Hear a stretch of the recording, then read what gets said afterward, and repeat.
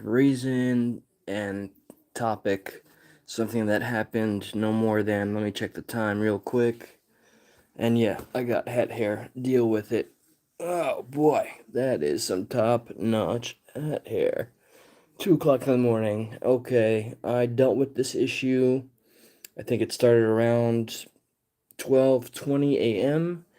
and lasted until 1 a.m. The reason why I titled this video, this live stream I'm doing a rage, is because what I what I went through, what my coworker went through tonight is nothing short of absolutely just mind-boggling, infuriating. I was put in a position where the only thing any sane human being could do was get angry. And so I suppose the best thing I can do is explain what had occurred, and I don't want to scare myself and discuss what could have happened. And there's always a chance that what could happen, you know, sometimes I worry about talking about that too much. I don't want people to ever get the impression that I want the worst case scenario to happen. I talk about that I have a job where I have to deal with a certain demographic that might be violent, that might steal, and I'm always prepared to deal with whatever comes at me because that is just my way. I cannot stand thievery. I can't stand, watching others get disrespected, this, that, and the other. But tonight, specifically, so me and a female coworker of mine who is young, she's 24 years old. I'm much older. We're just doing our job. We're getting close to killing it, just closing up shop.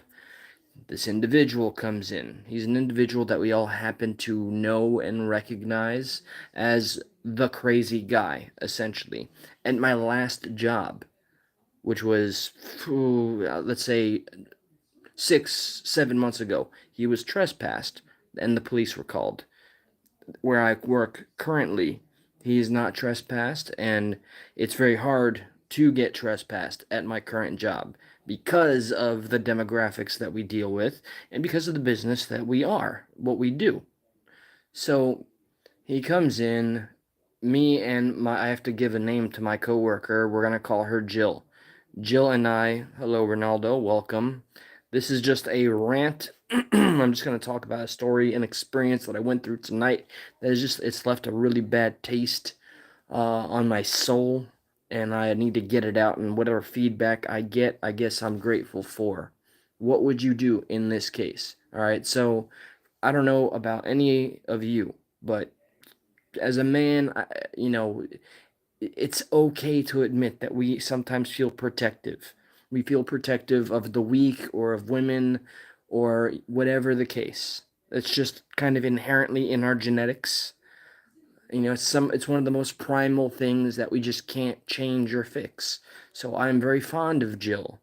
So to see this crazy man come inside and stand there for, it was about a little over a half an hour of just trying to manipulate and convince her.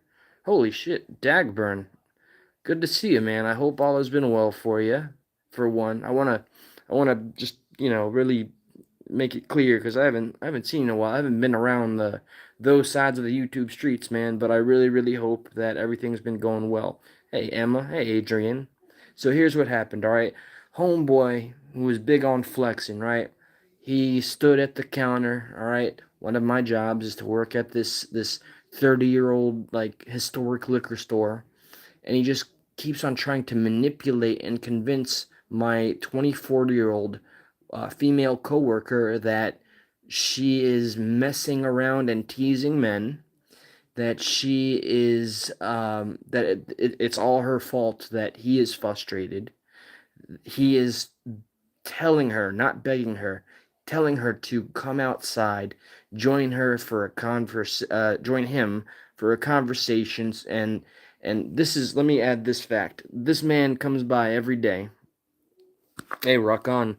Dagburn, man, sincerely, much respect, bro. It's been wild on that side. I want to know, but I don't. Hey, Precious Miller, mwah. Hey, Jim, what flavors your soul? Liver and some fava beans with a nice Chianti. All right, stay on point here. So the dude is just totally berating Jill, and Jill is doing her best because we all know he's crazy. And here's his background story in this neck of the woods of Florida. 10 years ago, he was arrested for assault. He is a stalker. He knew things about Jill. He was like, "You're gonna Uber home tonight. Who's there to take care of you?" He knew she had a son. I mean, it was getting real creepy. I'm keeping my voice silent. I'm looking at her, waiting for a signal, like, let me intercede. Let me get involved. Let me try to put a stop to this, right? And she keeps on giving me the no, like the eye contact, and she's looking at me going no, because she's afraid that I will make him snap, or she's seen me in the past get really, I've lost my temper. I'm human. I'm a man. I've learned to execute patience, but just anybody can empathize with getting pressed until you got to press back. So a half hour into him just digging into her, and she's just trying not to trigger him because she's afraid, and I'm right there, just a few feet away. I just look up at him like, all right, dude, you should just go. All right, the boss doesn't want us to be talking to customers this long. You got to go. And he's like, I'm not talking to you. I'm not talking to you. He tries to get tough. He starts flexing, talking about how he knows this, that, and the other. I don't care who he knows. And he's trying to talk about how wealthy he is. He could buy her a car. The dude comes by every day to scrounge change to buy maybe 2 or 4 shots if he's lucky. I hope you watched this, you little piece of shit, by the way. Just earlier today, he may have forgotten. He was talking about, oh, I could get you the real gangsters out here on your podcast, cuz man, like doing that real gangster, ish out there. I pretended to be interested. Nothing came of that.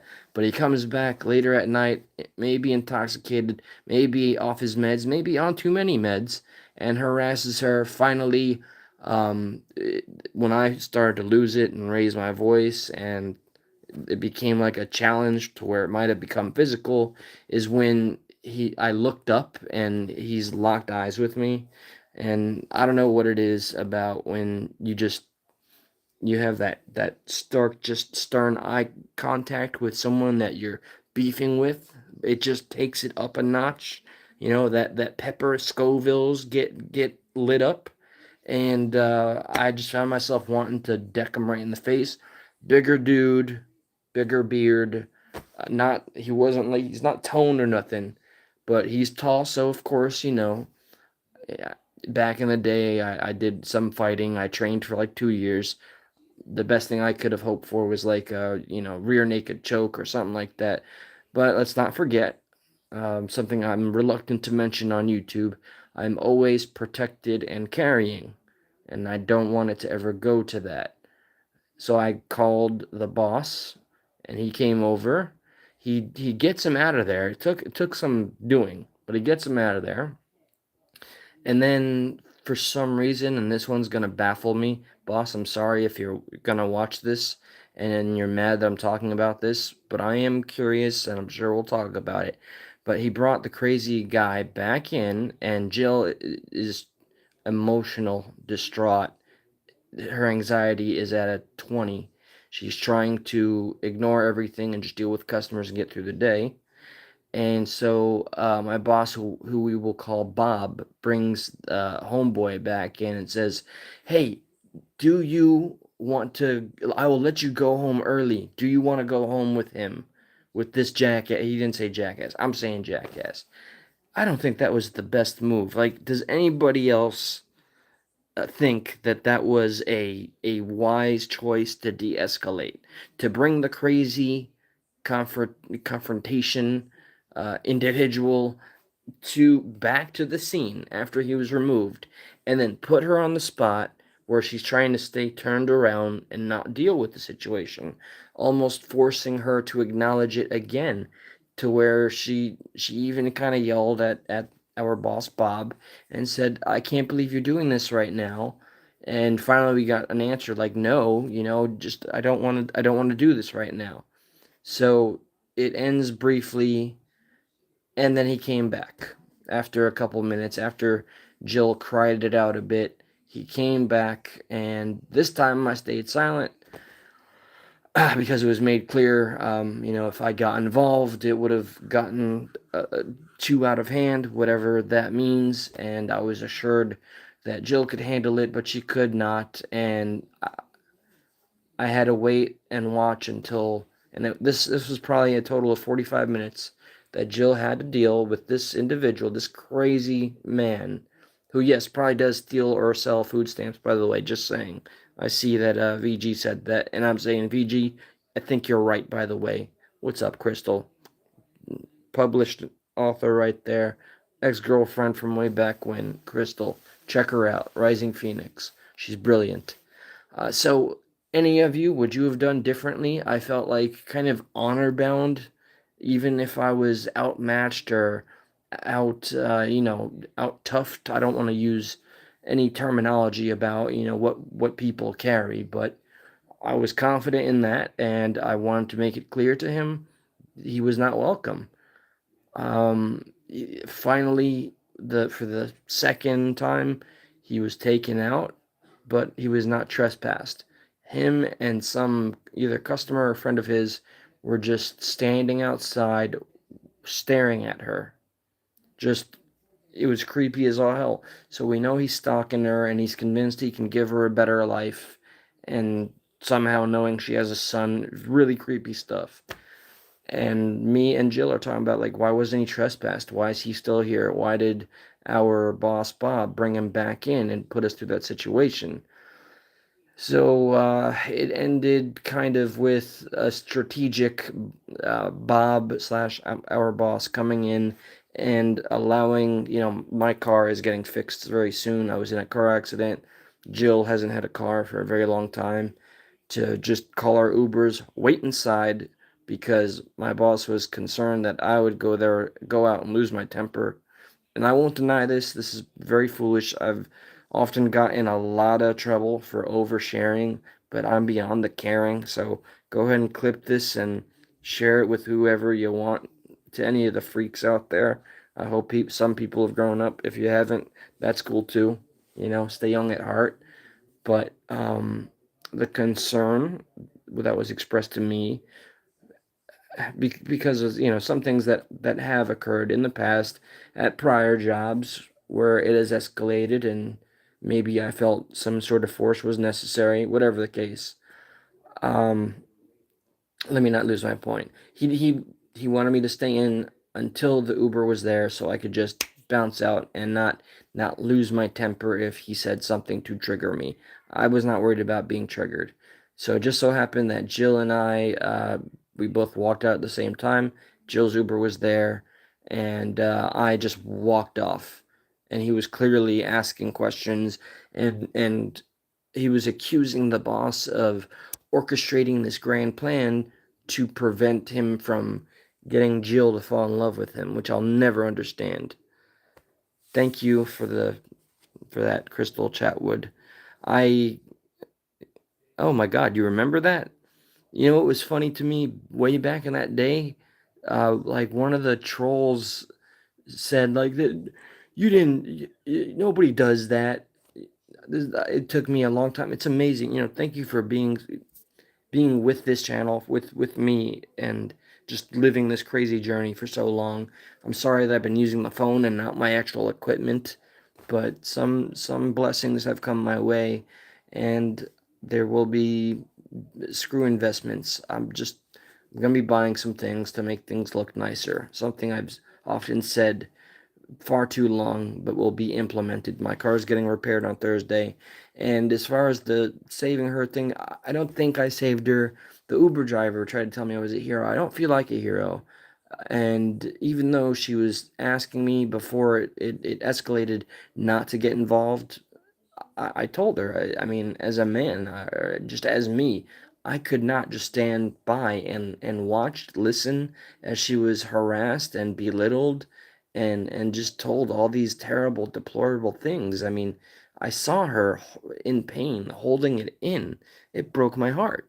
So yes, I got involved, and I don't know, for better or for worse. I think in her own way she thanked me, but at the end of the day, I wish my boss Bob would have gotten him trespassed at the very least. And now, this day forward, this man is going to be a concern because he is crazy. He talks to himself. He paces back and forth. He smells, and he's a punk ass little bitch. You know what more can you ask? And he likes to talk about how gangsta he is. Well, gangsta, you came close. I'm not a tough guy. I don't pretend to be. I'm a short fella. Okay, I'm like what, 5'6", 5'7"? I really don't know, to be honest. But you were flirting with mortality, son. And since you were talking about me having a YouTube channel, I do hope you see this. And hopefully you take warning. Because just because other people are afraid of you and you take advantage of that doesn't mean it's going to happen on my watch with people that I am associated with. So, okay, this is the only reason I came live was to vent this, and I did want to see if anybody had feedback. What would you do? Keep Bob's name out there. T. T, I'm going to talk about anybody I want to, and Bob is a fantastic guy, but I'm also very much allowed. I've known him for, let's see, 5, 6, 7, just under a decade. T, it's not going to benefit you for me. Have I badmouthed Bob in any way whatsoever? I have zero concern about what you think I'm saying about Bob, but Bob could have and should have just ended that situation a lot faster, given the power that he has over the business. And that's it, plain as day. Keep Bob's name out of my mouth. Get the fuck out of here. So I did my venting, and tomorrow, with my day off, I want to do a StreamYard. And there is a YouTuber I got my eye on that I want to do a collaboration with. So I'm looking forward to a few things. Looking forward to my car getting fixed, my insurance adjusters, and all the legal jargon that happened since the accident. Things are working out, and without getting into too much detail, things are going to improve. We got this one life to live. And remember, okay, the journey is more important than the end or the start. We often put too much emphasis on the beginning or the end. It's everything in the middle that counts. The middle is where we're living that life. And with that, I bid you farewell. Good night. Sorry if the chat froze or whatever the case. Take care.